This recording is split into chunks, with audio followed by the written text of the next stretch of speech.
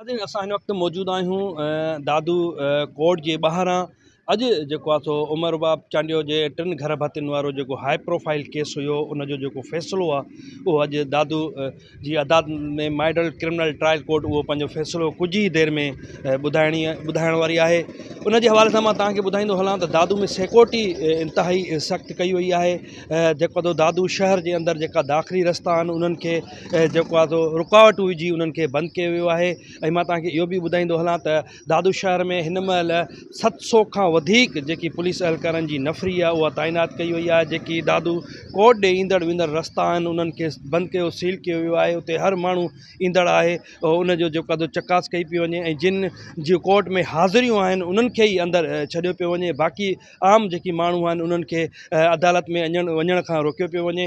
हीउ जेको केस आहे उमर बाब चांडियो जो हीउ 8 साल दादू सिंध जे मुख़्तलिफ़ अदालतुनि में ही हलियो आहे ऐं हीउ गुज़िरियल तारीख़ ते हिन जो मॉडल क्रिमिनल ट्रायल कोर्ट जंहिंमें पंहिंजो फ़ैसिलो महफ़ूज़ कयो हो उन में कुझु ई देरि में उहो फ़ैसिलो जेको आहे उहो ॿुधायो वेंदो। उन जे लाइ सिक्योरिटी जा इंतज़ाम सख़्तु कया विया आहिनि। ॿुधाए पियो वञे त हीउ जेको केस हुयो हिन महिल ताईं 383 ॿुधणियूं हिन जूं थी चुकियूं आहिनि। जेकी ॿुधणियूं सिंध जे मुख़्तलिफ़ अदालतूं नौशहरो फ़िरोज़ मीरपुर माथेलो कराची जी सुप्रीम कोर्ट समेत ॿियनि हंधनि ते हिननि जो ज़ेर समात रहियूं आहिनि। हिन हाई प्रोफाइल केस जेको आहे सो केस में 8 जवाबदारनि खे नामज़द कयो वियो हो जंहिंमें 2 MPA ॿाहिरि बि उन में जवाबदार तौरु नामज़द आहिनि।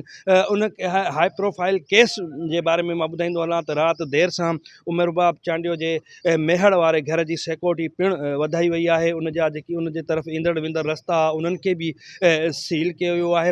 हिन महिल दादू शहर जे अंदरि 250 खां वधीक जेकियूं पुलिस मोबाइलूं आहिनि उहे गश्त करे रहियूं आहिनि ऐं जेको आहे ॿुधाए पियो वञे त 66 QRF जूं टीमूं आहिनि उहे बि पंहिंजो गश्त कयो वियो आहे। हिते बम डिस्पोजल स्क्वाड खे बि तलब कयो वियो आहे।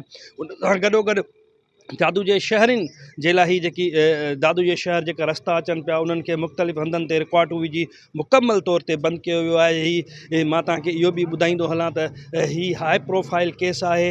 हिन हाई प्रोफाइल केस में सिंध जे समूरनि जेको आहे शहर समूरनि समेत दादू जे शहरनि जूं जेकियूं नज़रूं आहिनि उहे हिन दादू जी अदालत में आहिनि। छा उमर बाब चांडियो जी 8 सालनि खां जेका हलंदड़ जिदोजहद आहे छा उन में उमर बाब खे कामयाबी मिलंदी या MPA सरदार ऐं बुरहान खान चांडियो जेकी आहिनि उहे पाण खे अदालत में बेगुनाह साबित करण में कामयाबु वेंदा।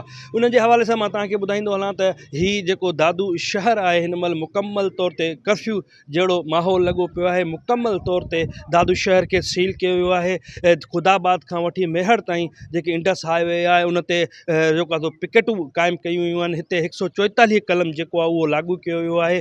5 खां वधीक माण्हू जमा थियण ते बि पाबंदी आयद कई वई आहे। मां तव्हांखे इहो ॿुधाईंदो हलां त हिन महिल कुझु ई देरि में जेको आहे सो उमर बाब चांडियो ऐं उन में जेके केस में नामज़द जवाबदार आहिनि उन्हनि खे अदालत आंदो वेंदो ऐं मॉडल क्रिमिनल ट्रायल कोर्ट जेको पंहिंजो महफ़ूज़ कयल फ़ैसिलो आहे उहो ॿुधाईंदी।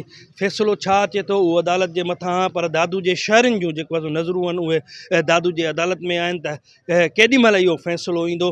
मां तव्हांखे इहो ॿुधाईंदो हलां त हिन महिल जेकी सूरत हाल आहे सिक्योरिटी जी इंतिहाई सख़्तु कई वई आहे। बम डिस्पोजल स्क्वाड खे बि अलर्ट रखियो वियो आहे। पुलिस मोबाइलूं सां गॾु एम्बुलेंसूं बि हिते बीठल आहिनि। जेको आहे दादू सिविल इस्पताल में बि जेको आहे हिकिड़ो ख़ासि वार्ड क़ाइमु कयो वियो आहे जिते 150 खां वधीक चइनि पिया उन ते बिस्तरा लॻाया विया आहिनि त कंहिं बि अणवंदड़ वाक़े खे मुंहुं ॾेई सघिजे। जी।